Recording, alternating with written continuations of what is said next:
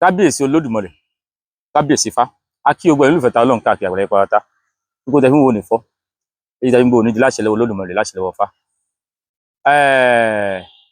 Ní ọ̀sẹ̀ tó kọjá ni wọ́n dájọ́ Nnamdi Kanu lórí àwọn IPOB tí wọ́n ti mú nísìnyí yóò mọ̀ tí mo lọ bí ọdún 10 tí wọ́n ti mú.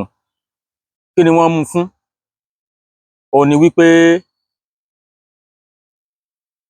ó ń terrorize, ó ní ìjọ tiẹ̀ tí wọ́n fẹ́ gba òmìnira fún àwọn ìran kan láàrin àwọn Ìgbò. Ibi tí ohun tẹ́mi wá rí tí mo fẹ́ ṣe fídíò yìí, mo rí fọ́nrán kan tí wọ́n ti interview bàbá wa Ọmọyẹlé Sowore, ajàfẹ́tọ̀ọ́ ọmọnìyàn Ọmọyẹlé Sowore, wọ́n interview ẹ̀.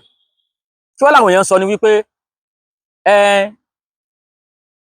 kí ló tẹ́ pé Yorùbá ló Nnamdi Kanu lẹ́wọ̀n, wípé Yorùbá ọ̀tá àwọn Ìgbò la jẹ́, wípé àfífẹ́ àwọn Ìgbò ni, wípé jẹ́ pé Yorùbá ni yóò dájọ́, ni yóò rán Nnamdi Kanu lẹ́wọ̀n.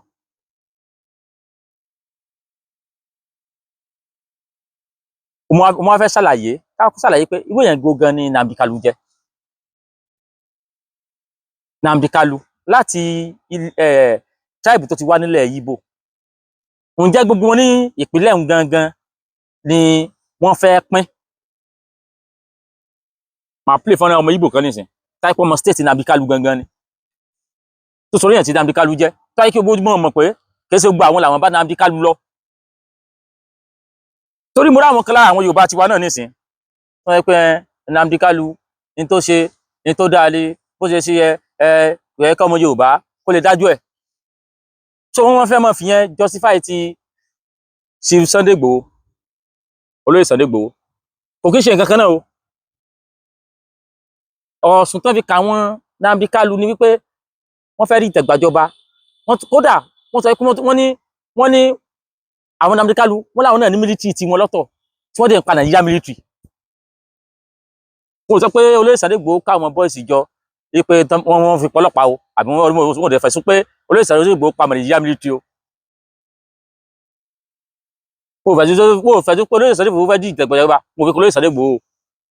Ohun tó fi olóyè Sunday Igboho ni wípé wọ́n ní àwọn DSS lọ lé ẹ̀ wọ́n ní wọ́n bá bọ́n lé ẹ̀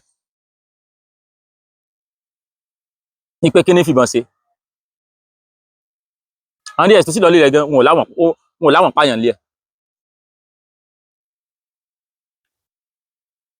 Ní táwọn èèyàn fẹ́ mọ mú jẹ́ ìlànà ó dàbí ẹni pé wọ́n fẹ́ mọ ṣe ẹlẹ́yàmẹ̀yà, wọ́n fẹ́ mọ pín wa. Ẹ jẹ́ kó play fọ́nrán ọmọ Ìgbò yìí kẹgbọ́n tó sọ nípa Nnamdi Kanu gangan, kẹ́yìn Yorùbá kan tó sọ kẹ́ tó múra pé ẹ fẹ́ mọ jà fún Nnamdi Kanu. Èmi ò lè sọ bóyá tí Nnamdi Kanu ṣe bóyá ó dá àbí ò dá o, ṣùgbọ́n ìjọba Nàìjíríà sọ wípé nǹkan tó ṣe ni ìdí ní táwọn sì fi dá irú ẹjọ́ yìí fún. Kódà ọmọ Yorùbá tó dájọ́ ń jọ yẹn ó sọ, sábà mi ní fọ́nrán ibi tán ti dájọ́ yẹn, ó sọ wípé ẹjọ́ tó ń fẹ́ dá yìí ó yẹ kóhun ò ní kí wọ́n lọ pa Nnamdi Kanu ní. Ló ṣùgbọ́n nínú àánú tòun, òun síjú àánú wo Nnamdi Kanu lòun fi sí ẹ̀wọ̀n gbére. Wípé ẹ̀sùn tí Nnamdi Kanu ṣe lábẹ́ òfin ó yẹ kí wọ́n pa ni. Wáyé táyìn Yorùbá kan tí wá sí support wọn pé Yorùbá ló dájọ́ Nnamdi Kanu. Ẹ jẹ́ gbọ́ láti ọmọ Ìgbò gangan lẹ́ni yìí, ọmọ ìlú kan náà pẹ̀lú Nnamdi Kanu, kẹwàá gbọ́n tó wí. Kó ká tó mọ̀ sí ìdájọ́, a gbọ́dọ̀ fìdí òdodo, a gbọ́dọ̀ fi múlẹ̀. From the men at the top who are Igbos to come speak about Nnamdi Kanu's issue or involve themselves. Maybe they're not loud enough. I laugh. The Igbo people we are one of the smartest people. We are not just book smart, we are street smart, and we are business smart. Okay? You're telling someone to come and support a movement or talk about a movement that he initially is not wanting to be part of. The Biafran movement is not something that all Igbos are in support of. Cherry, Biafra yẹn wọ́n ti bẹ̀rẹ̀ tipẹ́tipẹ́ o, látàyè Ojukwu. Kẹ́sẹ̀ gbogbo Ìgbò gan ló support ẹ̀. Biafra initially kẹ́bí lédi ẹni sọ káwọn nígbà tí Nnamdi Kanu tó wá lọ gbé tiẹ̀ jáde tó pè ní IPOB kí gbogbo Igbo gan ló support ẹ̀ torí wọ́n terrorize àwọn Igbo ẹgbẹ́ wọn gan ẹ wá wo gbogbo like 5 like this 5 or 6 states ló jẹ́ type really Igbo speaking mélòó ní wọn gan ló support Nnamdi Kanu tẹ́yìn Yorùbá kan bá fẹ́ sọ̀rọ̀ pé Yorùbá ló dájú ẹ̀ second thing gan ni pé ṣé Yorùbá ló arrest ẹ ni ṣé tẹ̀ náà Tinubu arrest ẹ ni nígbà tó arrest ẹ láti bí 2015 tẹ́yìn wá sọ ní ìsìn pé Yorùbá mọ̀jà dájà ẹlẹ́yàmẹ̀yà lẹ́ o tí Yorùbá ló dájọ́ rẹ o àwọn ọmọ Igbo gangan tó jọjọ́ mọ́ the same state ló ń sọ̀rọ̀ Nnamdi Kanu yìí pé in tí wọ́n movement wọ́n bẹ̀rẹ̀ yẹn kí ó gba wọn láwọn support ẹ̀ ẹ jẹ́ gbọ́ síwájú. So stop trying. I need people to stop trying to mash us into one. There is a divide already on this movement. Before IPOB, there was MASSOB. How did MASSOB run their agenda so peacefully? But when it was time for the IPOB, we are having chaos. The East is not what it used to be. We can't travel anymore. The UGMs are in play. The ESN are in play. My state is in shambles because I am from the same state as he is. You can't come out on Mondays anymore. You move, you get killed. Why is nobody saying anything about that? We are more worried about one man who put the whole of the East in disarray for doing the wrong thing. There's tyranny, there's treason. Are we going to advocate for a tyrant? You want a cessation? You do not go about it the legal way, and you put everybody's lives from the East into problems, and then you want us to stand behind violence? Has any of you taken the time to listen to Nnamdi's radio channel for 1 hour and hear the amount of hate? The hate. I don't speak on this because it pains me to my blood. I know what we are facing. The civil war is still a mark. My father was one of them, and he will tell you anything you do in life, do not advocate for a war. The general who started it, God rest his soul, he came out to say he regretted his actions. He wasn't even here when the chips were down. And you think Kanu will be here when he said, are we kidding ourselves? Are we kidding ourselves? What are we saying? We are not, there are a lot of us not in support of the movement, and that's facts. And you cannot force it upon anybody, whether as a leader, as a statesman, or whoever hierarchy. If I'm not in support, I'm not in support. You can't use my political ambition or my political stance to hold it against me that I'm not speaking up. Igbo people are smart. We choose our battles wisely. And for this battle of Nnamdi Kanu, we are choosing to stay silent. And the people who are chosen to stay silent should not be bullied for their choice. Jerry, ó ní Nnamdi Kanu ó lóun fúnra rẹ̀ ó ti ń terrorize àwọn Igbo ẹgbẹ́ ó ń terrorize àwọn Igbo ẹgbẹ́ lórí pé ẹ fẹ́ gbé set IPOB wọ́n ti ń pa àwọn military ìjọba àwọn yẹn wọ́n set ẹ̀ wọ́n gbé ìgbìmọ̀ yẹn kalẹ̀ wípé tipátipá ni pé bó bá ọpá bò bò bù lẹ́sẹ̀ nítorí tó yà arrest ẹ̀ nìyẹn.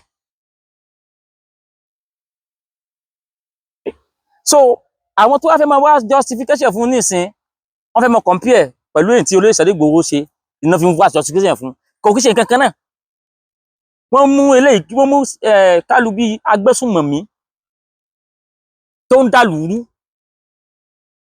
tẹ́ntẹ́n pé wọ́n pa àwọn Igbo ẹgbẹ́ wọn gẹ́gbà yẹn Igbo tó fẹ́ gbàbọ̀dẹ̀ fún wọn gan wọ́n pa tí wọ́n yìn wọ́n bọ̀ nítorí mú fún nìyẹn náà kò fẹ́ yàtọ̀ sí kápẹ́ àwọn náà ní bandit ilẹ̀ Igbo táwọn náà advocate fún ó yàtọ̀ sí Sunday Igboho gédégédé ohun tẹ́ àfi mọ̀ pé Kanu ohun tẹ́ àfi mọ̀ pé ìjà tó ń jà ìjà ara rẹ̀ ìjà àwọn ẹ̀yà péréte kan ló ń jà ní pé ní constituency Nnamdi Kanu wọ́n ṣáà ní rep ń bẹ̀ tó lọ láti constituency ẹ̀ l'Abuja tí ń gbó under the Federal Republic of Nigeria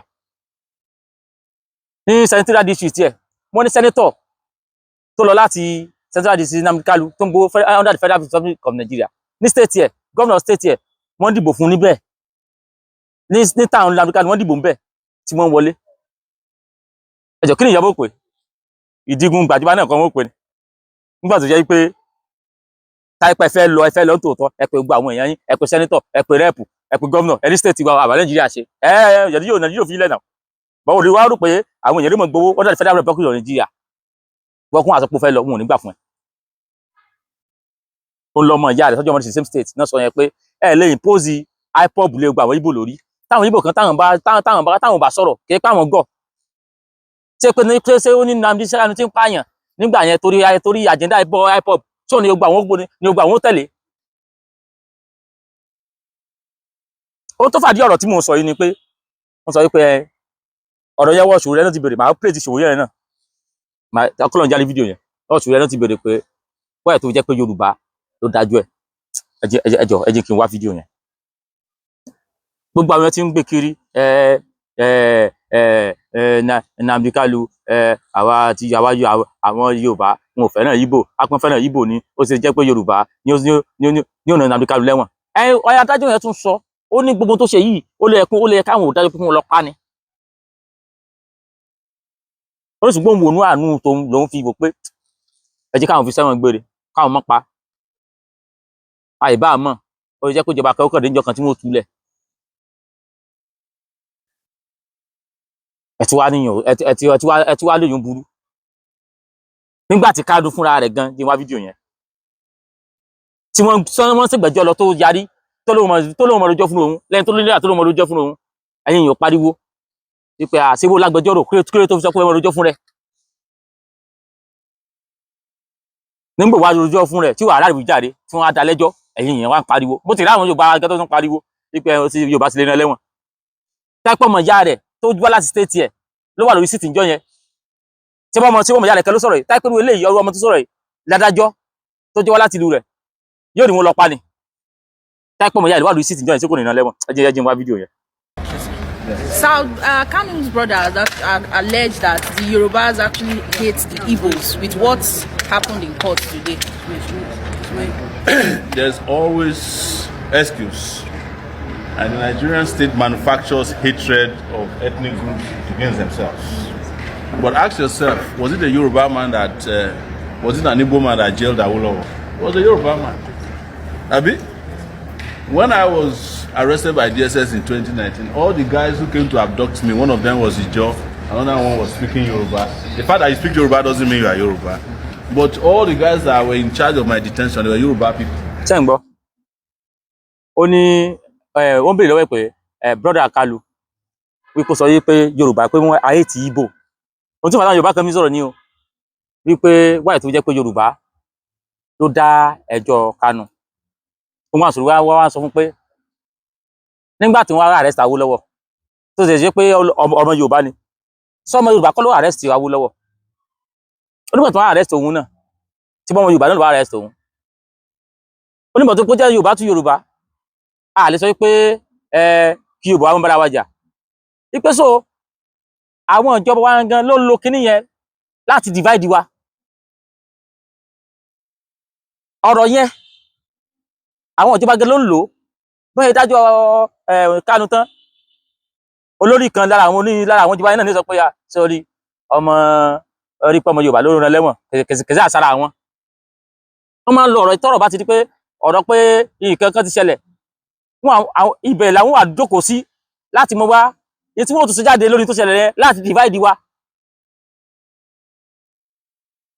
wọ́n fẹ́ ká mọ̀ pé Yorùbá ló dájọ́ Ìgbò ló fún lẹ́wọ̀n gbére bọ̀wọ́ tọ̀ táyé pé Ìgbò gangan ló jókòó sí síìtì yẹn tó dáńkọ́ ọ̀rọ̀ wọn kò ní jáde wọ́n kàn mọ́ lọ́wọ́ ọ̀rọ̀ yẹn láti divide wa ni ó ń sọ ó ní ọmọ ilé ṣòro rẹ̀ sọ pé ṣe bá wú lọ́wọ́ ṣe bí Yorùbá ẹgbẹ́ ló mú ṣe bí òun ṣe bí Yorùbá ló arrest òun nígbà tí wọ́n dàbò Abíọ́lá rú tí wọ́n fẹ́ lómi bẹ́ẹ̀ wípé kí wọ́n fi tù wá lójú ṣe bí Yorùbá wọn fi bẹ́ẹ̀ tó bá Ọbásanjọ́ wọn fi bẹ́ẹ̀ Ọbásanjọ́ ṣe pé òun ò ṣe wípé kí wọ́n lọ gbé Fábọ́lá pé wọ́n dàbò ju Abíọ́lá rú ni nígbà tí wọ́n gba kí lọ́wọ́ Awólọ́wọ̀ nígbà yẹn ṣe bí Akíntọ́lá according to bọ́n ṣe sọ mọ̀ bí òótọ́ ni mo sọ pé ó bìí tí Awólọ́wọ̀ ń gbà yẹn ṣé Yorùbá ẹgbẹ́ rẹ̀ kọ́ ni àbí ṣé n tí Nnamdi Kanu ṣe ṣé kò wọ́ọ̀tì kí wọ́n fún wọn lẹ́wọ̀n ni àwọn ẹni tó gbé wọn fún Oyènúsì tó ikú Yorùbá ni ṣé àtúntò pé Oyènúsì jalè kò yẹ kó kú torí pé kò yẹ tó bá tiẹ̀ kú ẹ̀kẹ́ Yorùbá lẹ́yẹ kó pa àìmọye nǹkan bẹ́ẹ̀ táyé pé Yorùbá gan ṣe fún Yorùbá ọ̀tọ́ àti pé wọ́n fẹ́ pín wa wọ́n fẹ́ dà ní wa rú ní wọn lẹ́nu kó kọ̀ sọ pé ó sì lè jẹ́ Yorùbá ní òdà tí wọ́n bá gbé fọmọ Yíbò sí òní dá ni ẹ méjì pé mo lọ̀rọ̀ àwọn ọ̀rọ̀ tí ò nítumọ̀ láti fi pín wa torí mo wá àwọn Yorùbá kan náà lẹ́kọ̀ọ́ táyé kí wọ́n fẹ́ sọ̀rọ̀ wọn nìyẹn sórí gbogbo Èkó Ìgbò ló ní ẹjẹ́ alẹ́ Ìgbò dànù ẹjẹ́ alẹ́ gbàkan dànù èmi ò tiẹ̀ rò pé Yorùbá ní ìṣù pẹ̀lú Ìgbò ṣá mi ò rò pa ní ìṣù pẹ̀lú ara wa torí wípé léyìí tó ń jẹ́ kí Ìgbò ìran Ìgbò gan mo bá léyìí tó jẹ́ kí ìran Ìgbò gan kí wọ́n sì wà lára Nàìjíríà Yorùbá ni táyé pé dàka àwọn ìran Ìgbò àwọn East àti ìran Haúsá ni wọn ò ti sọdẹ wọn lọ́tọ̀ọ̀tọ̀ ṣùgbọ́n wa làwọn Ìgbò ń rí tọkàn fi ń balẹ̀ pé àwọn sì lè manage Nàìjíríà torí àwọn type kan wà nínú àwọn Ìgbò táyé pé ìdí tí àwọn rí Nàìjíríà ni pé bí ẹni pé àwọn Ìgbò bí ẹni pé Nàìjíríà ń yá àwọn jẹ gan bí ẹni pé nínú ìjọba Nàìjíríà àwọn làwọn orí yẹn kan jẹ jù ẹ jẹ́ n gbọ́rọ̀ yẹn tán. So when they want to use you against yourselves, it is then that they start telling you the judge is Yoruba, this thing. But when it comes to stealing Nigeria's money and wealth, sharing among themselves, there is no religion, there is no tribe. But when it is to pitch yourself against yourselves, of course, you might say that the preponderance of commentary is coming mostly from some of the Yorubas. But that doesn't mean that the Yorubas are in support of injustice. Even if you look at the history of the Yorubas politically, they have never supported one political person wholeheartedly. There was Awolowo, there was Akintola, there was Ajashin, there was Omoboriowo, there was Abiola, and some Yorubas didn't support him. Ó ní tí mo bá fẹ́ dẹ wá síra wa tí wọ́n fẹ́ lù wá fúnra wa ní ọmọ rí ọ̀rọ̀ tribe ní ọmọ rí pé nìkan ni ìran Yorùbá nìkan ni ìran Yíbò nígbà tí wọ́n ti táyé ṣe nǹkan tí ò da láàrin ara wa tí wọ́n fẹ́ dẹ wá síra wa tí wọ́n fẹ́ lù wá against ara wa mo bẹ̀rẹ̀ tribalism ó ní but tí wọ́n fẹ́ kówó jẹ l'Ábùjá nígbà tí nígbà wọn fún Dànsúkí ló wà nomination ẹ mọ àwọn ọmọ Yorùbá tó ẹ mọ àwọn ọmọ Yorùbá tó jọ kówó jẹ Haúsá àmì ọjọ́ kówó jẹ nígbà tí kí ló kọ èyí tó kówó ńlẹ̀ yìí èsì Emefiele tó ń palẹ̀ mọ́ owó Haúsá wà bẹ́ẹ̀ wọ́n jọ palẹ̀ mọ́ ni Ìgbò àmì wọ́n jọ palẹ̀ mọ́ ni gbogbo tribe àmì wọ́n jọ gbówó yẹn jáde nígbà tí Tafa Balógun kówó tó jẹ́ ọmọ Yorùbá wọ́n mọ àwọn tí wọ́n jọ palẹ̀ mọ́ owó tí ìjọba bá ń jalè tó máa ń palẹ̀ mọ́ owó lórí round table tó ti ń palẹ̀ mọ́ owó yẹn mo ò ní rí tribe mo ò ní rí pé tribe Ìgbò lélẹ̀ tribe Yorùbá lélẹ̀ àti nínú senate wa Yorùbá wà ń bẹ Ìgbò wà ń bẹ gbogbo tribe ló wà ń bẹ wọ́n jọ ń jíwó kó ni city allowance wọ́n jọ ń gbà ni house of representative Yorùbá wà ń bẹ Ìgbò wà ń bẹ gbogbo tribe ló wà ń bẹ wọ́n jọ ń pínwó ni in one Nigeria Yorùbá governor wà Ìgbò governor wà president Yorùbá wà president Hausa wà president gbogbo wọn jọ ń jíwó ni tó bá ti wá rí pé wọ́n ti jíwó kó wọ́n wá fẹ́ wá tí wọ́n fi dà ní iwájú tí mo ò fi ní ṣọ̀kan wọ́n kàn mọ̀rọ̀ ẹlẹ́yàmẹ̀yà wọlé ni wípé ẹ̀yà kan lélẹ̀ torí pé lè jẹ́ ẹ̀yà báyìí ló fi ṣe báyìí tí ẹjọ́ tí wọ́n dá fún Nnamdi Kanu táìkú wájú ọmọ Ìgbò ni ṣé yóò kàn pàdún ẹ̀ pé wọ́n lọ ni nígbà tẹ́ pé gbogbo ẹjọ́ tó ń gán rògàn yíyìn mọ́mọ́ rẹ̀ lẹ́sẹ̀ ni ó ti ní káwọn lọ́yọ̀ mọ́rojọ́ mọ́ mo sì mọ́ tó fa ọ̀rọ̀ yìí ní tó fọ̀rọ̀ yìí ni pé àwọn èèyàn fẹ́ máa gbé wọ́n fẹ́ máa kó irú tí olóyè Sunday Igboho ṣe ọ̀pọ̀lọpọ̀ fẹ́ máa rò pé irú ẹ̀ náà ní tó ṣẹ̀ sí Nnamdi Kanu. Olóyè Sunday Igboho kì í ṣe ọ̀daràn agbésùmọ̀mí. Olóyè Sunday Igboho kò kì í ṣe ọ̀tá ìjọba. ní táwọn béèrè fún ni pé ilẹ̀ Yorùbá lẹ́tọ̀ àwọn kan tí ilẹ̀ Yorùbá bá lè dá dúró. Wọn ò sì lọ gba àwọn ò sì lọ àwọn olóyè Sunday Igboho ò sì lọ kọ́ àwọn ọmọ kankan gbé wọn bẹ́ẹ̀ nìyẹn kan lé kí wọ́n máa pa wọ́n wípé ẹ̀ dandan ogúnlọ̀ wá sí Yorùbá nation àbí iṣẹ́ rí wọn kí wọ́n ṣe bẹ́ẹ̀ rí. But Nigeria Army wọ́n rìkọ́ọ̀dù iye army táwọn IPOB pa. Wọ́n rìkọ́ọ̀dù àwọn ọmọ ìlú ẹ̀gan tó pa. Báwọn DSS ṣe lọ sílé olóyè Sunday Igboho sẹ́gbẹ́ pọ́n parí DSS kankan ni. So ẹ má fi compare ara wọn. Yorùbá kò ní ìran Igbo àbí ìran Eastern kankan sínú. Àwa gangan nìrètí wọn tí wọ́n sì fi ń tẹ̀lé Nàìjíríà. So tẹ́nìkan wá fẹ́ máa dá àdàdẹ́lẹ̀ àbùtúwí asán pé Yorùbá ló dájọ́ Nnamdi Kanu. Téèyàn bá ṣẹ̀ tán bá dájọ́ ẹ̀ ṣé èyí ń ṣe pẹ̀lú ẹni tó dájú ẹ̀? Mo sọ pé nígbà wọn ò yìnbọn mọ́ Oyènúsì Yorùbá ẹgbẹ́ ló yìnbọn mọ́ Yorùbá ló yìnbọn pé Oyènúsì sáà torí pé Yorùbá tó wá gbé fún pé kó fèsì ẹ̀ ó wà torí pé ọmọ Yorùbá ẹgbẹ́ mi ni mo jẹ yìnbọn mọ́.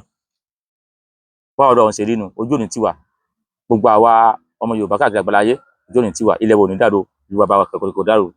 Mo kí wa ní àṣẹ Olódùmarè àṣẹ Ọ̀fà gbogbo àwọn ọmọ Yorùbá tó wà lájò láyọ̀ ládélé o wọn ní fòkúwa ránṣẹ́ lé. Mo kí wa lẹ́làbọ̀rú ẹ̀làbọ̀yẹ̀ bọ́ ṣíṣẹ́.